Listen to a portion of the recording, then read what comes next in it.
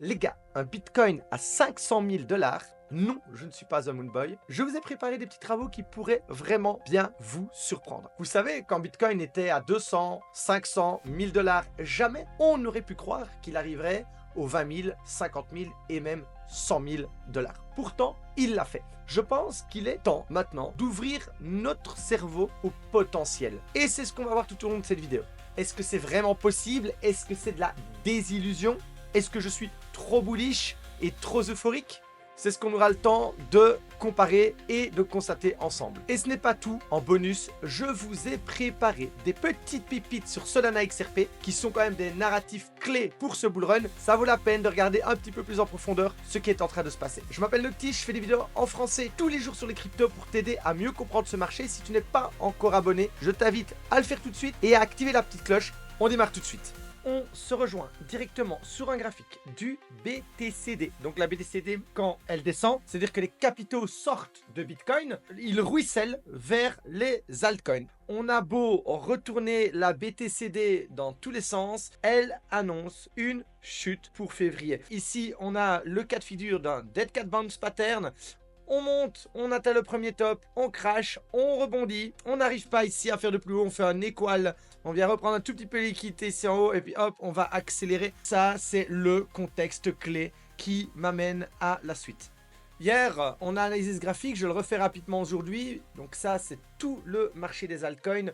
Une barre représente un mois. C'est pas un petit graphique en 5 minutes. Hein. Donc une tasse avec une anse. On break la ligne clé bleue. On check out. On part en super run pendant plusieurs mois. Ici, on a une grosse tasse avec une anse. Ici, c'est la même chose. On compresse. On casse la ligne bleue, on check out et on part sur plusieurs mois de super run. Donc, vous voyez, même le graphique des altcoins démontre que c'est pas bête de penser que BTCD va descendre. Donc, c'est vraiment deux graphiques qui sont corrélés. Ce qui nous amène à, justement, notre sacré titre de la vidéo. Et si Bitcoin reproduisait le même cycle que 2017? Alors ici, on a un petit flag, on sort. Ça, c'est lorsque Trump avait été élu la première fois. On monte. Ça, c'est quand il prend place pour son mandat.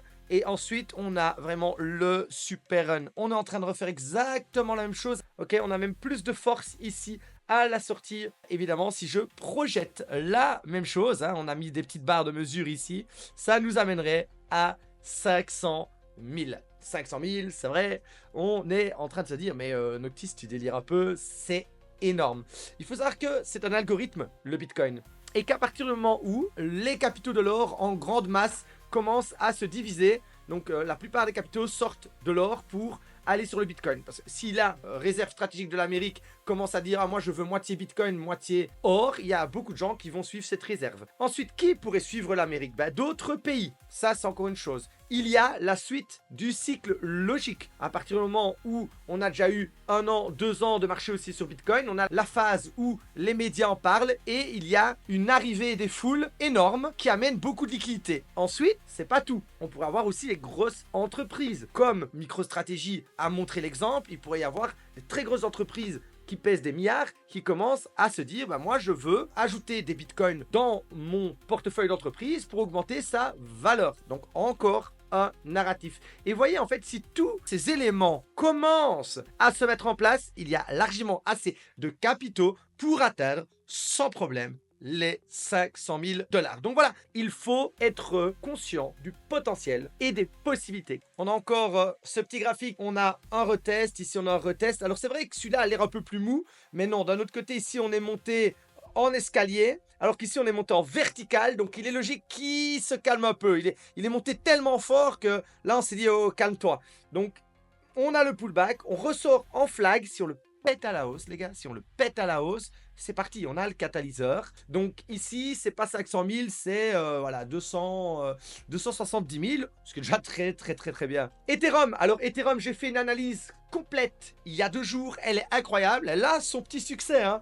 Je vous la mettrai en fin de vidéo, je vous mettrai l'analyse d'Ethereum, mais ici, on a 1, 2, 3 mois, il casse, ça part, 2021. Ensuite ici, 3 mois, ça casse. Ensuite, novembre, décembre, janvier, février, 3-4 mois et ça casse. C'est souvent la même chose, c'est comme je l'ai écrit ici, 3 falling wedge de 3 mois sur Ethereum, à chaque fois, c'est la même. Donc voilà les gars, si vous aimez les petits travaux, n'hésitez pas à suivre le Twitter. Je poste tous les jours en avant-première. XRP est clairement un leader. Alors, ce qui fait également sa force, c'est que Solana et XRP vont être listés en ETF. C'est juste une question de mise en place. Et que je suis désolé, il est en skyrocket. Ce serait être en déni, dans un mood de jalousie, que de tourner le dos à XRP. Donc, il montre l'exemple. Il tracte le marché à la hausse. Ce que je vois ici, c'est, voilà, un bon gros W, une sacrée figure de compression. Donc là, on est en price discovery. On break très fort, on pull back sur ces ATH, hein,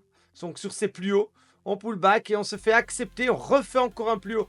Donc, à part suivre la tendance, voilà, il n'y a pas grand chose à rajouter, surtout quand on a vu les analyses juste avant de ce que pouvait faire Bitcoin. Oui, à XRP dans les 25-30, c'est pas impossible du tout si la suite du bull run se met en place comme c'est prévu. On va zoomer un tout petit peu en 4 heures. Je sais bien que les gens préfèrent des analyses un peu plus court terme. Donc ici, hop, bah, on a une compression. Et puis, avec ce creux, et puis on compresse et on part et on fait un petit retest et on décolle. Ici, moi, voilà, ce que je vois, c'est une résistance. Je la trouve un peu faiblarde. Moi, j'aime mieux quand elles sont un peu plus longues dans le temps. Voilà. Donc ça, ce serait intéressant de voir ça avec, voilà, le petit pullback, le petit retest et puis repartir sur un nouveau move. Donc moi je trouve le prix pas encore assez mûr. Maintenant, s'il a envie de partir maintenant, il aura encore le droit de le faire. Ok, maintenant les gars, on se retrouve sur Solana. Ici, il y a une grande résistance, donc on est quand même en très grande unité de temps. Alors, ce que j'aime, c'est ça, c'est un rising, parce qu'on va être vite fixé, c'est-à-dire que le prix se compresse. Donc, si moi je vois un catalyseur, un breakout franc de ce sommet, alors là, Solana a tout son potentiel d'aller à les 1000, 1500, même peut-être, ouais, peut-être plus haut vu la hype qu'il a avec le Trump et les ETF. C'est quelque chose de possible, mais pour le moment, on peut avoir un petit repli. Comme on peut avoir un catalyseur très bullish, c'est un leader principal, mais je préfère XRP. XRP déjà en price discovery, alors que Solana est toujours dans sa consolidation, il est toujours dans son ancien paradigme. Donc ça, c'est l'ancien paradigme, hein. Et quand il va break ça, comme je vous ai montré, avec de la force, et qu'il va créer quelque chose ici, là, on pourra se dire qu'on change de paradigme, qu'on rentre sur quelque chose de tout à fait incroyable pour Solana. C'est à ce moment-là que la boîte passe au vert et qu'on rentre sur quelque chose où on ne sait pas, le prix n'aura pas de limite, il trouvera les repères où il a envie de les trouver. Voilà les amis, c'est terminé pour cette météo. Je vous mets maintenant la vidéo d'Ethereum au complet. Laissez un petit like, laissez un petit commentaire. Si vous avez une alt que vous aimeriez que j'analyse, n'hésitez pas à la laisser en commentaire. Et on se dit à la prochaine.